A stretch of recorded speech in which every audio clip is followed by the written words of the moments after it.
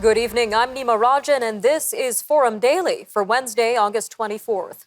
We begin tonight in war-stricken Ukraine, where President Vladimir Zelensky warns of Russian attacks as his country observes its Independence Day.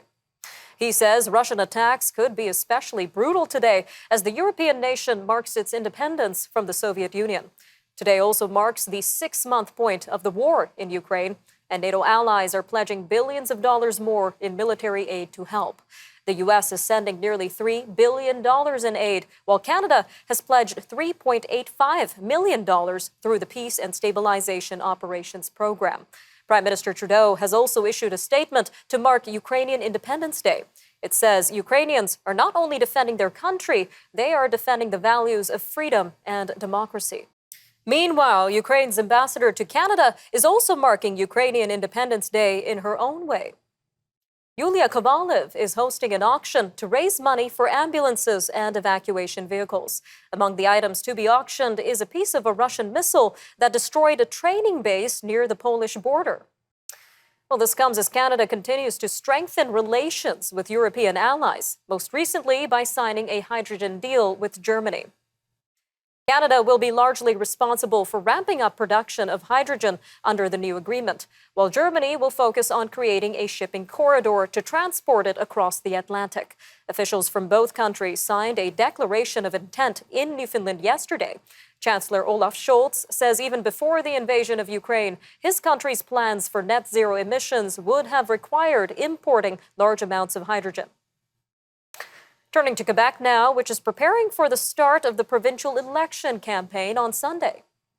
Quebec Premier François Legault says campaigning will continue right up to voting day on October 3rd. All the major party leaders have already been naming candidates and making election promises in recent weeks. Mr. Legault's coalition Avenir Quebec party is widely expected to cruise to a second majority. On the West Coast, British Columbia's finance minister is welcoming news that the BC General Employees Union will resume talks with the government. This comes following limited job action that began more than a week ago. Selena Robinson says she hopes negotiations this week will lead to a fair and reasonable collective agreement. Talks broke down last spring. The 33,000-member union says job action will continue as the union pushes for wage protection against inflation. Well, as the fall semester approaches, most universities appear to be leaving behind mask and vaccine requirements. This comes even as the prospect of another wave of COVID-19 infections looms. 14 out of 83 universities surveyed by the Canadian Press say they will require students and employees to mask up in different settings on campus. However, some, like the University of Alberta and the University of Victoria, are strongly encouraging students to wear masks and get vaccinated, but they are not making it mandatory. Well, back in BC, a 3-day hearing continues in British Columbia Supreme Court. It involves a group challenging the province's stance that it doesn't have the capacity to take on a case regarding legal aid to trial. The Single Mothers Alliance launched the constitutional case 5 years ago. They say eligibility for legal aid does not meet the needs of low-income women, especially those escaping domestic violence. A spokesperson for the group says many working mothers must represent themselves, and this is leaving some re-traumatized because they could be cross-examined by a former partner's lawyer.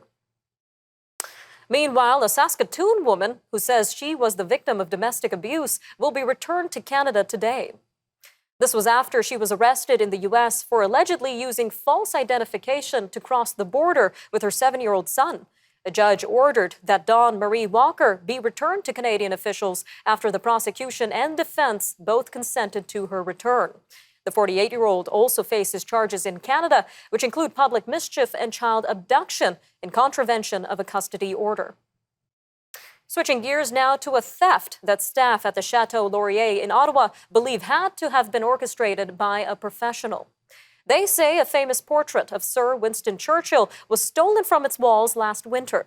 General Manager Genevieve Dumas says removing the portrait would have required specific tools, and she estimates the theft took place sometime between Christmas Day last year and January 6th. The famous image was taken by Ottawa photographer Yusuf Karsh during Churchill's wartime visit to the Canadian Parliament in December 1941. All right, Forum Daily will be right back. And when we return, we're going to take a look at the continuing spread of the polio virus around the world in our weekly medical segment with Dr. Abhishek Raut, medical director at Appletree Medical Group. So stay tuned. We'll be right back after a short break on Forum Daily News.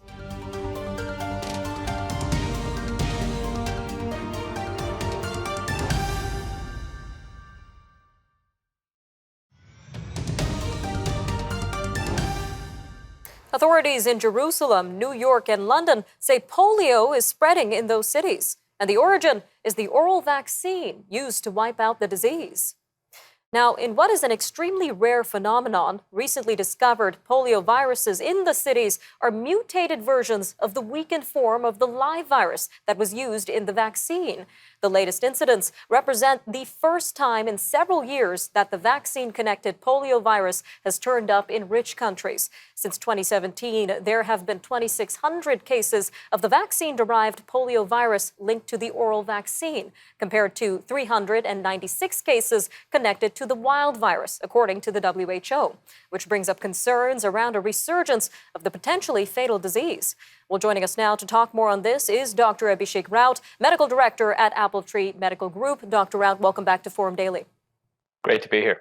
So how is this possible, Dr. Raut? How can a vaccine create the very virus that it's designed to prevent? Right, how indeed. So we should talk about the oral polio vaccine as opposed to the injectable one here.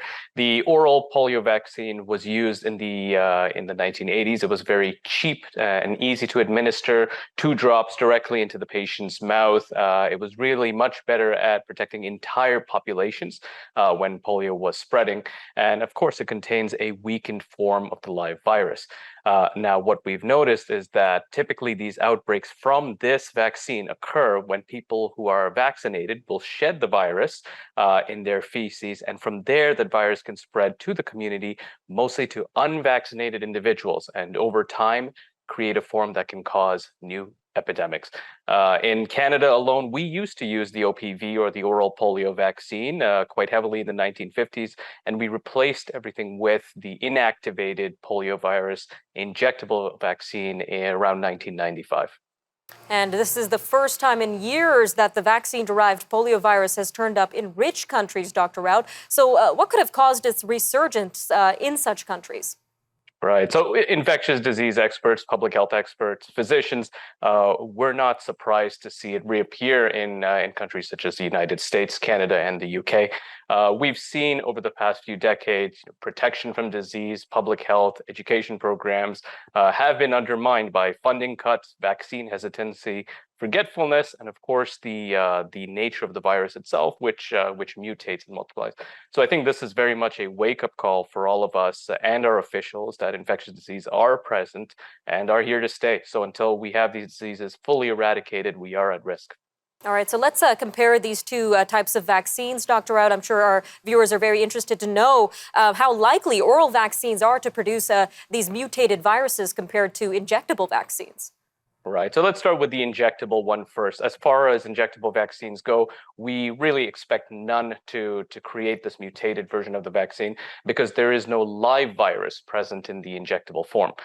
For the oral vaccine, we know it can cause polio in about 2 to 4 children per 2 million doses, literally a 1 in a million chance. And in extremely rare cases, we see that weakened virus can mutate into a more dangerous form and spark those outbreaks. All right. Well, in terms of this mutated polio virus, how does it compare to the original or wild version of the polio virus? Right. I think the big difference we're seeing at this point is number of cases. So since 2017, as you mentioned, there have been about 396 cases of polio caused by the wild virus versus when we look at 2,600 linked to the oral vaccine, which means currently more people are getting polio from the mutated virus than the actual wild type virus. So should Canadians be concerned about a potential resurgence of polio in this country, Dr. Raut? Right. So a vast majority of Canadians have been vaccinated against polio already, and we know that unvaccinated Canadians are the risk here. So the latest data does show 90% of toddlers have had all 3 doses. The concern that we have is at-risk communities. So communities which have lower than 80%, lower than 90%, which we can find in several areas across the country. Those are the ones that are particularly at risk for getting polio. All right, Dr. Raut, a quick 30 seconds left here, but what sort of message do you have for our viewers amid a world of monkeypox, COVID-19, and now this mutated polio virus? I think the important thing here is all of these are just a good reminder to really stay up to date with the vaccinations, even for the rare vaccine preventable diseases. Really, as Canadians, we have to make sure we and our children are properly immunized against COVID-19, polio, including all of their boosters, and just keeping those immunization cards fresh and updated. Always an informative conversation, Dr. Raut. Thank you again for your time today. Thanks so much. Stay with us. We'll be right back after the break with a look at news from around Canada as Atlantic premiers say they're working together on emissions reductions. And Ontario police report a rise in road and water collisions. We'll have these stories and more news from around Canada after the break. Stay tuned.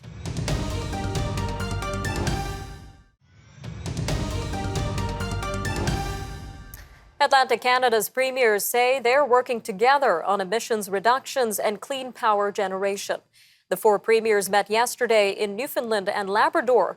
This is where they attended the signing of a deal between Canada and Germany. It was to kick off a transatlantic hydrogen supply chain with the first deliveries expected in 3 years. The premiers say the deal is important in accelerating the development of renewable energy and clean fuel industries in the region and its transition toward net zero carbon emissions. They say they discussed ways to work together to establish a green hydrogen industry.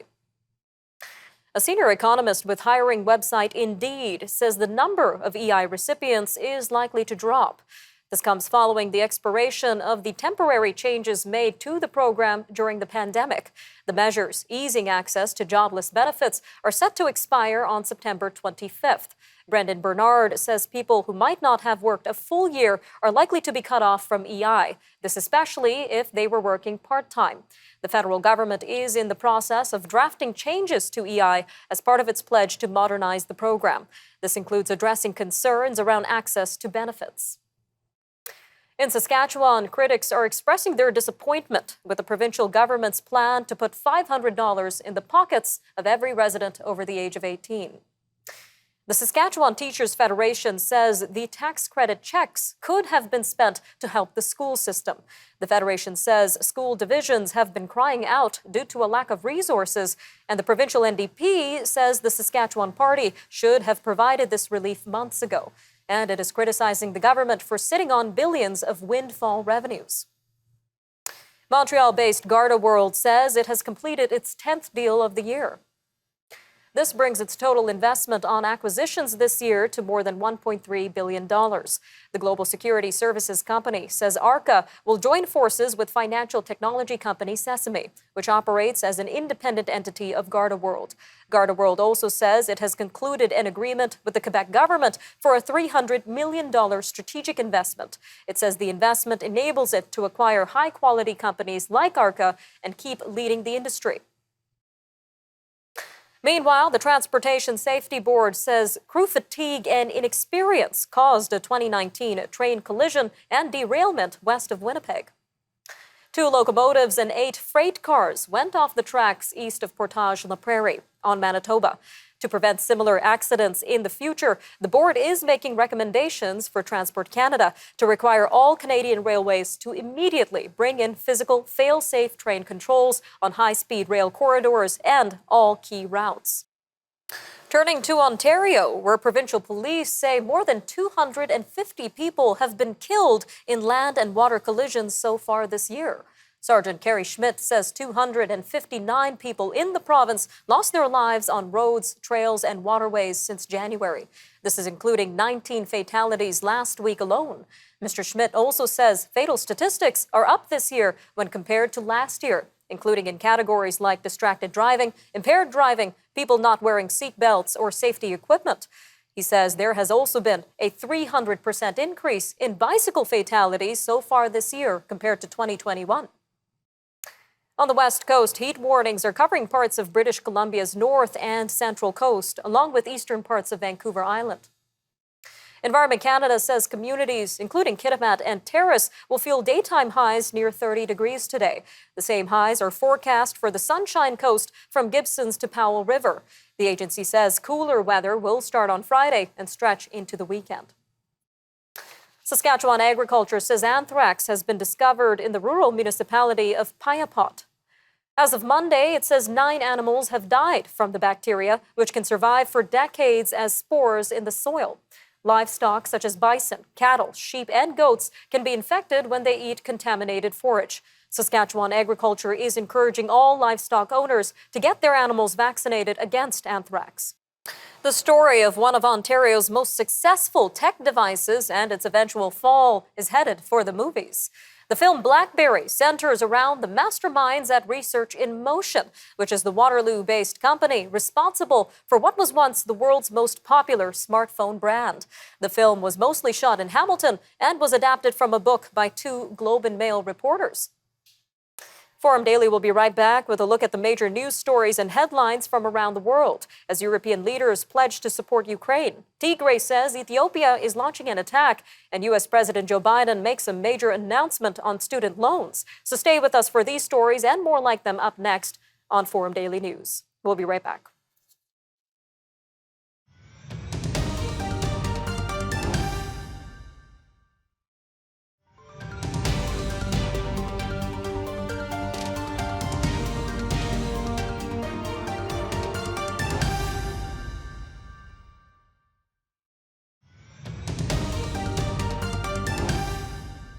European leaders are pledging unwavering support for Ukraine as the country marks its Independence Day.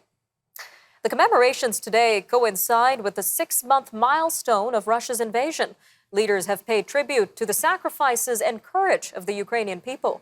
The UK has decorated the Prime Minister's Downing Street office with an arch of sunflowers, which is Ukraine's national flower.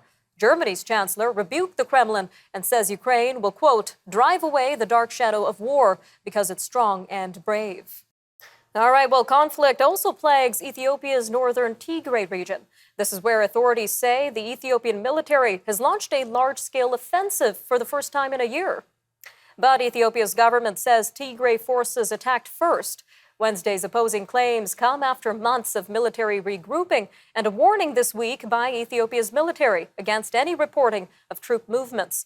The Prime Minister's spokeswoman asserted to reporters last week that Tigray authorities were refusing to accept peace talks. Tensions continue to rise between Israel and Iran. This comes as the Prime Minister of Israel continues to criticize the West in its efforts to curb Tehran's nuclear capabilities. The Israeli caretaker Premier Yair Lapid told reporters in Jerusalem on Wednesday that Israel staunchly opposes any agreement with Iran. He spoke as the Biden administration was expected to consider terms of a deal as soon as this week. Mr. Lapid said the deal does not meet President Joe Biden's goal of preventing Iran from becoming a nuclear state. Meanwhile, Japan's prime minister has instructed his government to consider developing safer, smaller nuclear reactors. Anti-nuclear sentiment rose sharply in Japan after the 2011 Fukushima nuclear plant disaster. The government has been pushing for a return to nuclear energy. This comes as worries mount about power shortages following Russia's invasion of Ukraine and a global push to reduce greenhouse emissions. All right, well, nearby, tropical storm Maon is headed for Hong Kong and other parts of southeastern China after displacing thousands in the Philippines. The Hong Kong Observatory is warning of flooding in low-lying areas. The storm is expected to make landfall Thursday morning in an area about 120 miles west of Hong Kong. This is before moving inland toward the Guangxi region and northern Vietnam.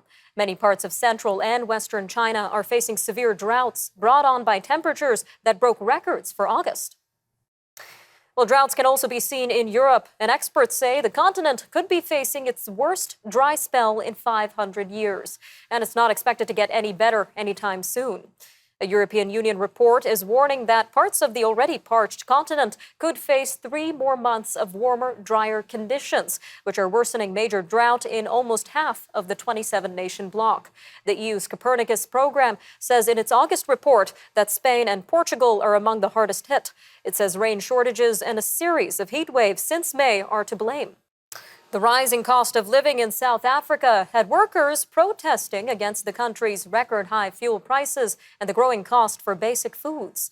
About 1,000 workers marched on Wednesday in the capital of Pretoria. They are calling for the government to contain rising prices. South Africa's economy is still reeling from the negative impact of the COVID-19 pandemic. It lost an estimated 2 million jobs, which is worsening the 35% unemployment rate. Gas prices have also reached record highs amid Russia's invasion of Ukraine. In the U.S., President Joe Biden has announced his long-awaited plan to deliver on a campaign promise over the student debt cancellation. He is pledging to provide $10,000 in student debt cancellation for millions of Americans, and up to $10,000 more for those with the greatest financial need. A pause on federal student loan payments is also being extended through the end of 2022. A Belgian-British teenager has broken a Guinness World Record after becoming the youngest person to fly around the world by himself in a small aircraft. Mac Rutherford landed in Bulgaria today. This is where his global journey kicked off 5 months ago. By completing this task, the 17-year-old also claimed the world record of being the youngest person to circumnavigate the globe in a microlight plane. Now, his sister previously held the ultra-light record. Twin giant pandas have been born at a breeding center in China. The cubs are the second pair of twins born to their mother, Chin Chin. There's no word on the father, but Chinese veterinarians for years have been using artificial insemination to boost the panda population. Pandas have been struggling to survive as they face climate change and a loss of habitat. All right, I'm Nima Rajan, and that'll do it for your look at national and international news for today. Remember, for more news on demand, you can always visit our website, thenewsforum.ca, and follow us on social media. Take care, Canada. We'll see you next time.